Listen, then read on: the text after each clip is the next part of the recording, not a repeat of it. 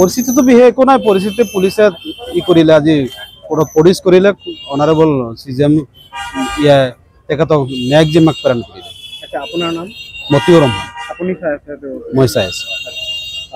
ন্যায়িক জিম্মালৈ প্ৰেৰণ কৰিলে। ন্যায়িক জিম্মালৈ প্ৰেৰণ কৰিছে। পৰৱৰ্তী ডেট কেতিয়া আছে?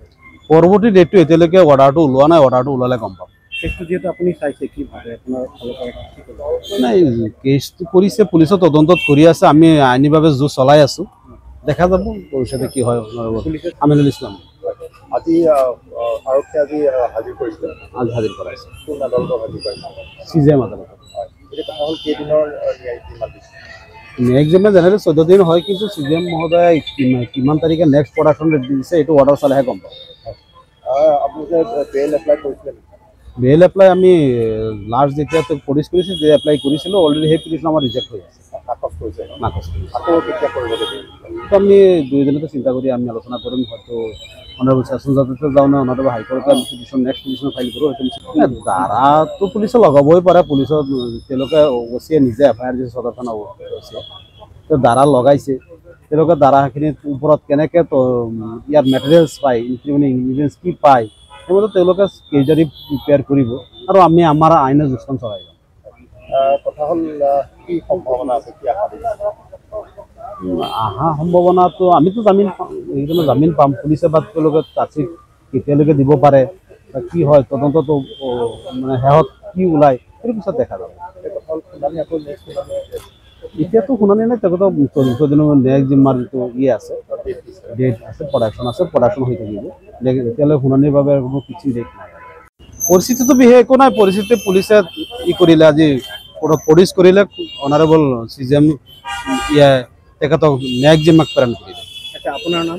মতিউৰ ৰহমান। আপুনি চাই আছে তো? মই চাই আছো। ন্যায়িক জিম্মালৈ প্ৰেৰণ কৰিলে। ন্যায়িক জিম্মালৈ প্ৰেৰণ কৰিছে। পৰৱৰ্তী ডেট কেতিয়া আছে? পৰৱৰ্তী ডেটটো এতিয়ালৈকে অৰ্ডাৰটো ওলোৱা নাই, অৰ্ডাৰটো ওলালে গম পাম। কেছটো যিহেতু আপুনি চাইছে কি ভাবে আপোনাৰ ফালৰ পৰা কি ক'ব? নাই কেছটো কৰিছে পুলিচৰ তদন্তত কৰি আছে, আমি আইনীভাৱে যুঁজ চলাই আছো, দেখা যাব ভৱিষ্যতে কি হয়। আমিনুল ইছলাম আজি আৰক্ষী আজি হাজিৰ কৰিছে, আজি হাজিৰ কৰাইছে। কোন আদালতত হাজিৰ কৰিছে? সিজিএম আদালতত। এতিয়া কথা হ'ল কেইদিনৰ ন্যায়িক জিম্মা দিছে? ন্যায়িক জিম্মা জেনেৰেলি 14 দিন হয়, কিন্তু সিজিএম মহোদয়ে কিমান তাৰিখে নেক্সট প্ৰডাকশ্যন দিছে এইটো অৰ্ডাৰ চালেহে গম পাম। আপুনি যে বেইল এপ্লাই কৰিছিলে? বেইল এপ্লাই আমি লাষ্ট যেতিয়া প্ৰডিউচ কৰিছিল যে এপ্লাই কৰিছিলোঁ, অলৰেডি সেই পিটিশ্যন আমাৰ ৰিজেক্ট হৈ আছে। নাকচ কৰিছে? নাকচ কৰিছে। আকৌ কেতিয়া কৰিব লাগিব? আমি দুইজনতে চিন্তা কৰি আমি আলোচনা কৰিম, হয়তো অনাৰেবল ছেছন জজতে যাওঁ না অনাৰেবল হাইকোৰ্টত আমি পিটিশ্যন নেক্সট পিটিশ্যন ফাইল কৰোঁ। সেইটো ধাৰাটো পুলিচে লগাবই পাৰে, পুলিচত তেওঁলোকে অৱশ্যে নিজে এফআইআৰ দিছে সদৰ থানা অৱশ্যে ধাৰা লগাইছে, তেওঁলোকে ধাৰাখিনিৰ ওপৰত কেনেকৈ ইয়াৰ মেটেৰিয়েলছ পায়, ইনগ্ৰিডিয়েণ্টছ কি পায় সেইমতে তেওঁলোকে কেইজাৰি প্ৰিপেয়াৰ কৰিব আৰু আমি আমাৰ আইনৰ যুঁজখন চলাই যাম। কথা হ'ল কি সম্ভাৱনা আছে, কি আশা দিছে?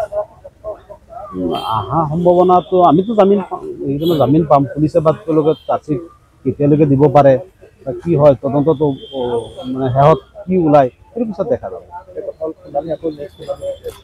এতিয়াতো শুনানি নাই, তেখেতৰ 14 দিনৰ ন্যায়িক জিম্মাৰ যিটো আছে ডেট আছে, প্ৰডাকশ্যন হৈ থাকিব। এতিয়ালৈ শুনানিৰ বাবে কোনো ফিক্সিং ডেট নাই।